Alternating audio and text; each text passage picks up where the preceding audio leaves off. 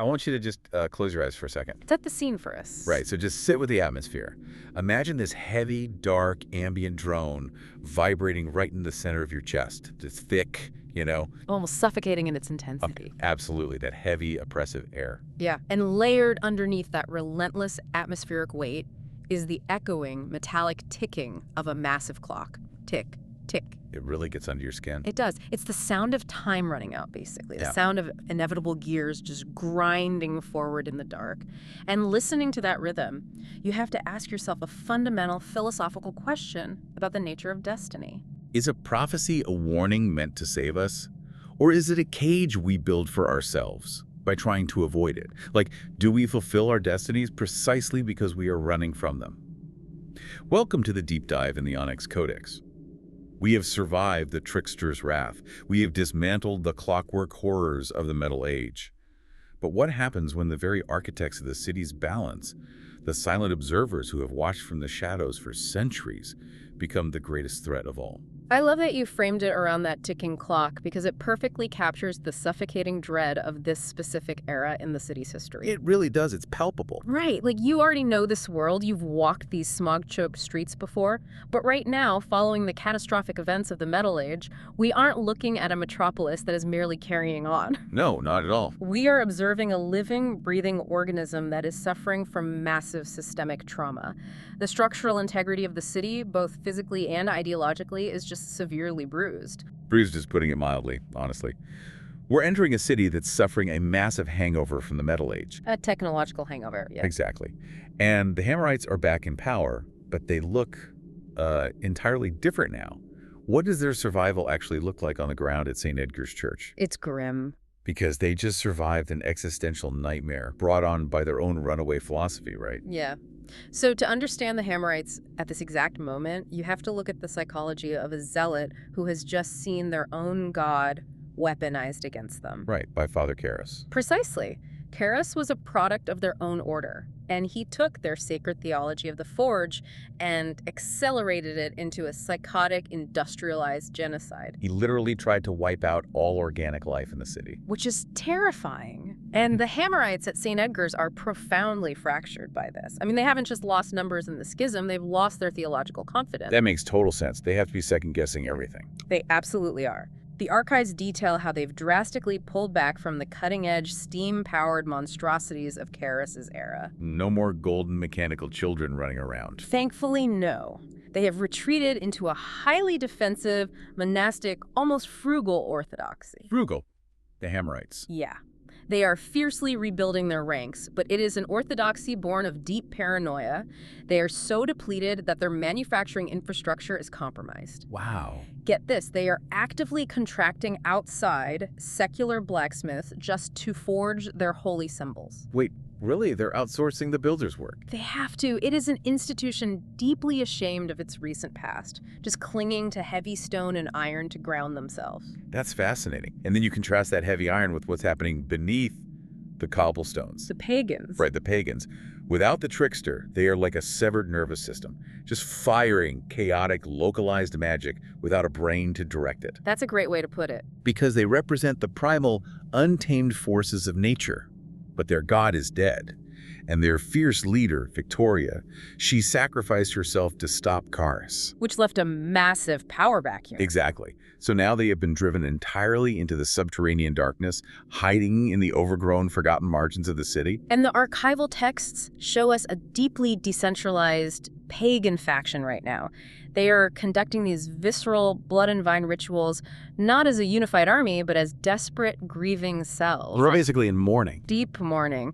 And their magic has become hyper-defensive.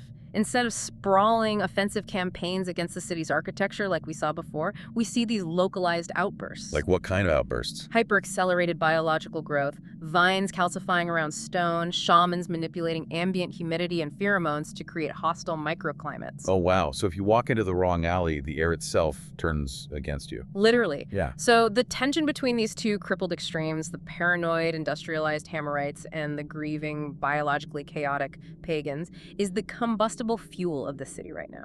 And caught right in the absolute center of this volatile powder keg is Garrett. The master thief himself. The ultimate cynic. You know his history, but let's really look at the psychological irony of his existence right now. Oh, it's tragic, honestly. It is. He has literally saved the world twice. And what does he have to show for it? A mechanical prosthetic eye. Right, an eye given to him by the very man who engineered the Second Dark Age. Yeah, that mechanical eye is the perfect physical thesis of his trauma. How so? Well, think about it. It is a constant whirring, clicking piece of machinery bolted into his skull. Right, he can never turn it off. Exactly. It forces him to perceive the world through the lens of the very industry he despises. It is a relentless reminder that his physical body has been permanently altered by the grand, cosmic conflicts of the city. It's a literal manifestation of how entangled he is with the machinery of this city's destiny. He just can't escape it. He really can't. Which brings up a question that has always bothered me. Okay, Yeah. let's unpack this. Garrett is a master of slipping away. Why doesn't he just leave the city? What psychological tether keeps him bound to this endless cycle of world saving when he claims to only care about himself? It's the ultimate question with Garrett, isn't it? Right, because he could just vanish. He totally could. I mean, the superficial answer is professional pride and an absolute defiant stubbornness. Sure, this is his turf. Right. He views the city as his personal hunting ground. Leaving would be conceding his territory to the fanatics. But there's more to it than just ego, right? Oh, definitely. The deeper systemic answer lies in his connection to the primal energy of the city itself. The texts hint that the city is not just a location, it is an arcane nexus. Like a focal point for magic. Yes, and the Keepers recognized this when Garrett was just a child. He possessed the innate, untrained ability to see through Keeper Glyph magic. That's right, he spotted Keeper Artemis in the crowd. Exactly. He could see Artemis when Artemis was supposed to be completely veiled from mortal perception. The city is quite literally in his blood. So he's tied to it. Geographically and spiritually anchored to its ley lines. For all his cynical detachment, he is the only entity who truly understands the city's nature without trying to violently reshape it. I love that. His refusal to leave is fascinating because he views the city with an intense possessiveness. But, there's another group that views the city with that exact same possessiveness, just on a macro structural scale. Ah, the Keepers. The Keepers. And here's where it gets really interesting. In the past, Garrett fought a literal god of chaos, and then a rogue industrial priest. Very tangible villains. Right, but now the enemy isn't a god. The antagonist is an ancient, systemic, bureaucratic institution. It is a phenomenal narrative evolution. It changes everything. It really does. Because the threat is no longer a localized extremist. The threat is the structural foundation of the city's secret governance itself. The guy's pulling the strings. Right. The Keepers exist entirely to maintain the so-called balance. They operate from hidden compounds, masked by those same magical glyphs, observing the Hammerites and the Pagans, ensuring neither side gains absolute dominance. They preach balance and claim to be completely impartial observers, but, the sources reveal a staggering level of hypocrisy. Oh, massive hypocrisy. Let's pivot to the mechanics of that so-called illusion of neutrality. How exactly do the Keepers manipulate a city from the shadows without anyone noticing? Because they aren't just watching, they are actively interfering. The mechanics of their manipulation are deeply insidious because they operate on the level of perception and memory. That's terrifying. It is. They use glyph magic, which is essentially the manipulation of the city's raw, primal energy focused through complex geometry. Right, the glowing symbols. Exactly. And they don't just use these glyphs to turn invisible or lock doors. The archive suggests they use them to alter written treaties long after they are signed. Wait, they rewrite history. Literally. They use them to subtly shift architectural blueprints during construction so that blind spots are built into banks and armories. Blind spots only the Keepers know about, of course. Naturally. And they can suppress the memories of key political witnesses. That is way beyond just keeping the peace. If we connect this to the bigger picture, they are hoarding this primal magic to fundamentally control the historical trajectory of human civilization. I look at the Keepers and I see a rogue, obsolete algorithm. Oh, I like that comparison. Think about it. Imagine a massive, complex financial system that was programmed centuries ago to autocorrect the market. Right. It is so obsessed with preventing fluctuations, so terrified of natural economic shifts, that its constant micro-interventions actually cause the massive crashes it was originally programmed to prevent. The Keepers are suffocating the city in their attempt to stabilize it. The algorithm analogy is highly accurate. because centuries of wielding this unchecked, invisible power have resulted in profound institutional rot. Because nobody is watching the Watchers. Exactly. They are accountable to absolutely no one, so they have developed a terminal case of institutional arrogance. To the Keeper Council, the city is no longer a home populated by human beings. It is a chessboard. Just moving pieces around. Right. Every life, every faction is just a piece to be moved, sacrificed, or countered in the name of an abstract mathematical balance. But algorithms only work if the data holds up. And right now, their data is pointing toward an apocalypse. It's all falling apart. Let's talk about the Unwritten Times. The Keepers rely on Glyph prophecies to anticipate threats. But this prophecy is entirely different. Very different. It's not warning them about a new faction or a rogue god. It is warning them about their own extinction. Right. The Unwritten Times is the prophecy of the Third Dark Age. And it strikes at the very core of the Keeper's power structure, because the text prophesies a time when Glyph magic itself will fail. Which is their entire source of power. Exactly. When time will cease to exist as they understand it, and when an entity known only as the Brethren and Betrayer will bring about the downfall of the Keeper Order. A traitor. Yes. For an organization whose entire identity is based on absolute foresight and control, the concept of their magic failing and their order collapsing induces an unparalleled existential panic. And you see that panic manifest perfectly in the leadership. You have First Keeper Orland. Oh, Orland. He is the supreme leader of the Order, but he isn't a wise, ancient sage. Not at all. He is the epitome of a middle manager who suddenly finds himself facing the apocalypse, and his only instinct is to tighten the rules. More bureaucracy. Exactly. He is consumed by a suffocating, paranoid bureaucracy. He's terrified of losing control, terrified of the prophecy, and above all, he is terrified of Garrett. And Orland's paranoia is structurally trickling down to the most vital components of the Keeper hierarchy, specifically to the individuals tasked with reading these prophecies. The interpreters. Yes, we must examine interpreter Caduca. She is the Keeper responsible for reading the raw glyphs to decipher the future. Visually, she is a decrepit, elderly woman, but the lore reveals a horrifying mechanical reality. Caduca is chronologically quite young. It's the physical toll of the magic. Yeah. We gloss over how magic works in these archives sometimes, but this is a brutal biological consequence. How does that rapid aging actually happen? Well, glyph magic is not a gentle art. It requires the human nervous system to act as a conduit for the raw, chaotic ley line energy of the city. So her brain is basically a lightning rod. Basically, yeah. The glyphs are highly concentrated, radioactive focal points of reality-altering data. Human neurobiology is simply not built to process that much raw, unfiltered primal energy. It burns them out. Literally. Prolonged, intense exposure to the true prophecy glyphs burns through human telomeres. It accelerates cellular senescence, causing rapid entropic aging. That is horrifying. It is, and the Keepers accept this horrifying physical toll on Caduca as the necessary cost of their foresight. The irony is profound here. The name Caduca stems from the Latin and Spanish roots for decrepit or obsolete. Wow. Yeah, which perfectly symbolizes the decaying state of the Keeper Order itself. That is incredible, and because her vocal cords and physical body are failing from this magical radiation, she can't even speak the prophecies clearly. She needs a translator. Right.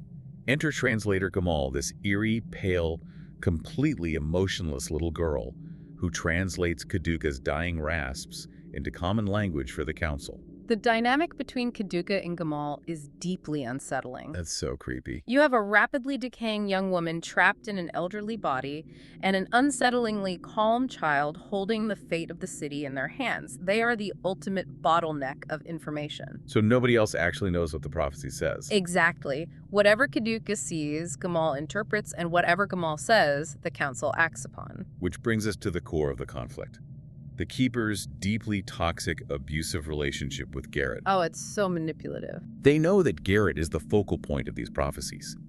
He is the one true Keeper, the agent of change prophesied to navigate the Unwritten Times.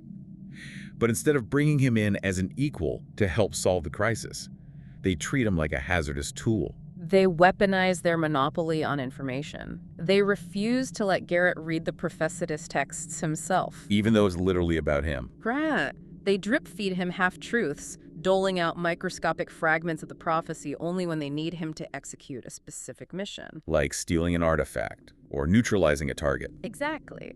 They exploit his self-interest, telling him that if he wants to know how the apocalypse affects him, He has to do their dirty work. It's blackmail, essentially. Think about the implications of that for you listening to this. This raises an important question for you, the listener. When an institution hoards knowledge, are they protecting the public or simply ensuring their own indispensability? Right. The Keepers argue that raw prophecy is too dangerous for an uninitiated rogue to handle. But that's just a preservation tactic. Precisely the point of tension.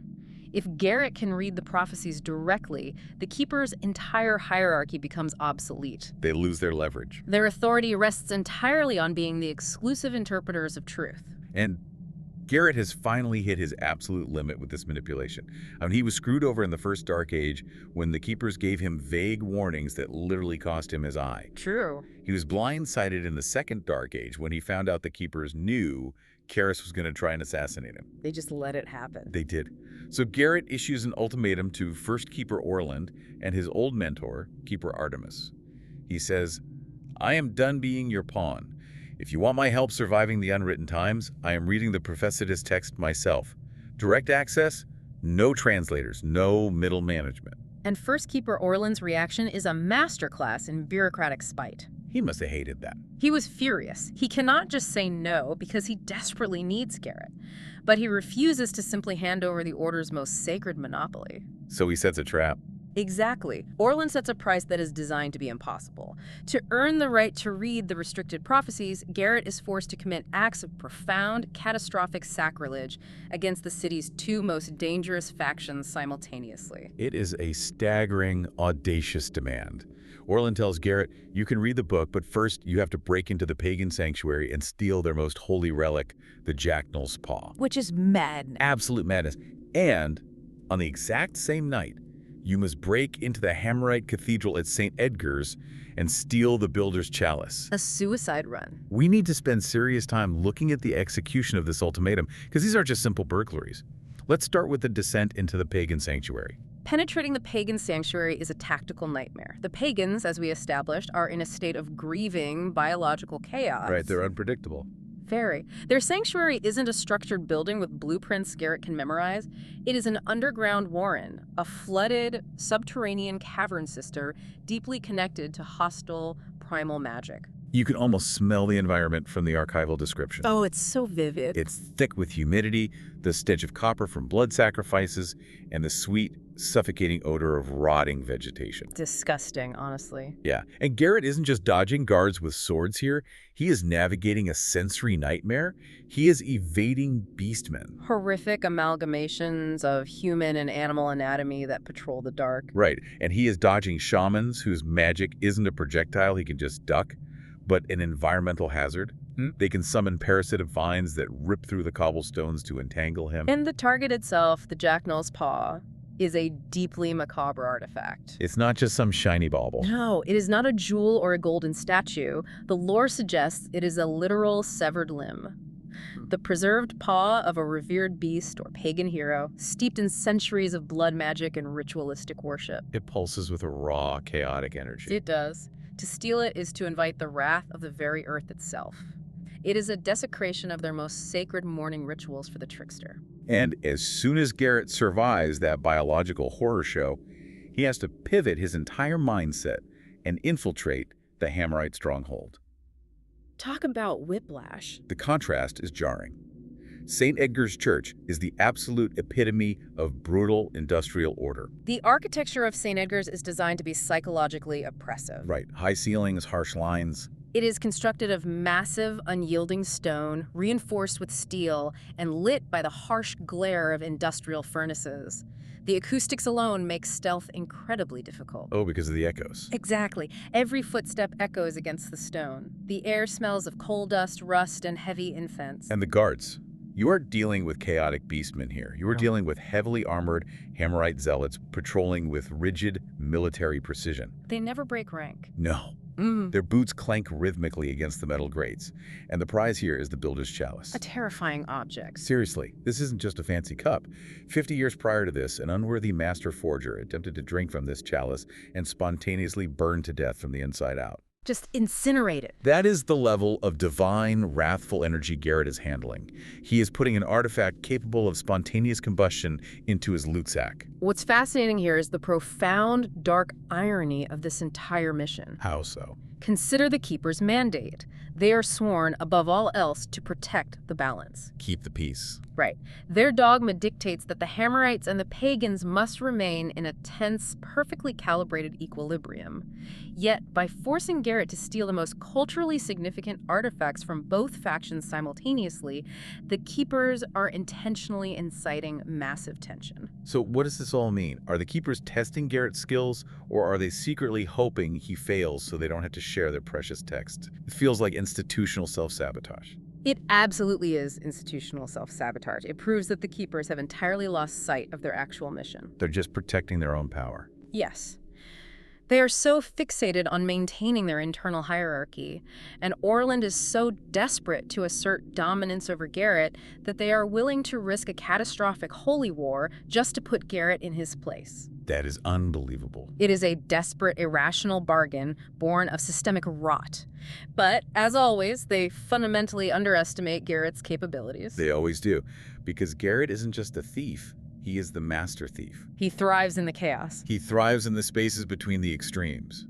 Against all odds, slipping through the damp, subterranean shadows of the Pagans and the harsh, industrial glare of the Hammerites, Garrett secures both the Jacknall's paw and the Builder's Chalice. In a single night. He survives the wrath of the city's most dangerous religions in a single night.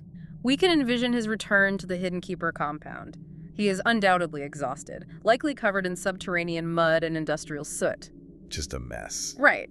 And he walks into their pristine, arrogant halls and places the two most dangerous relics in the city onto their pedestal. Checkmate. He has paid the impossible price. First Keeper Orland has no more leverage. The Keepers are forced to grant him access to the archives. This is the moment the entire paradigm fractures. It changes everything. Garrett stands in the hidden library. He opens the recovered text of the Prophecidus. He reads the raw, unfiltered translation, deciphering the cryptic warnings of the Third Dark Age, the Unwritten Times. You know translators. None. And what he discovers is a truth so horrifying it recontextualizes the entire deep dive. It's a massive twist, because for this entire analysis, we have discussed the Keeper's fear of external threats. Right, the Trickster, the Metal Age, the volatile factions, the failing of their magic. But the prophecy explicitly states that the architect of the Unwritten Times, the entity that will orchestrate the destruction of the Keepers, is one of their own. The danger is internal. Completely internal. The prophecy speaks of the brethren and betrayer. There is a traitor deeply embedded within the Keeper ranks. Hiding in plain sight. The rot we spoke of earlier isn't just a metaphorical bureaucracy. It is manifested into a literal apocalyptic threat, living inside their own hidden compound, walking their halls, attending their council meetings. The greatest threat to the Keepers is the Keepers themselves. It's poetic, really. It is. Garrett realizes that he has fought his way into the center of a secret society that is about to violently tear itself apart from the inside. The institution that claims to control the destiny of the city is entirely compromised. The atmosphere of paranoia that creates is just suffocating. Oh, it gets so much worse. I bet. In our next deep dive, we're going to explore the absolute chaos that follows this revelation. We are going to examine First Keeper Orland's total psychological collapse as he realizes a traitor is in his midst. He completely loses it. We'll dive into the terrifying mechanics of the Keeper Enforcers, these telepathic, mind-reading assassins that Orland unleashes within the compound to maintain control, turning the secret library into a locked room thriller. It is a phenomenal escalation. But before we close the archives for today, we must look at the philosophical core of what we've uncovered. Let's do it. We have spent an hour discussing this concept of balance that the Keepers revere, but examining their hubris, we have to ask, what if the concept of balance is inherently unnatural? I love that line of questioning. Let's pull that thread. A city is not a mathematical equation. No, it's messy. It is a living, breathing, evolving ecosystem of human desires, conflicting industries, and passionate beliefs. By forcing a rigid, artificial equilibrium onto a dynamic society, do institutions like the Keepers inevitably engineer their own destruction? That's the real question. Is the quest for total, absolute control, even when disguised as the pursuit of peace, just another more insidious form of chaos? It's the paradox of the cage all over again. In trying to perfectly preserve the city, to hold it perfectly still. They've strangled it. Exactly. And in doing so, they've bred the very betrayal that will undo them. When you try to control every variable, the only variable left to destroy you is yourself. That's beautifully said. It's a thought that really lingers, especially when you look at the institutions in our own history that claim to be the sole, neutral arbiters of truth and balance.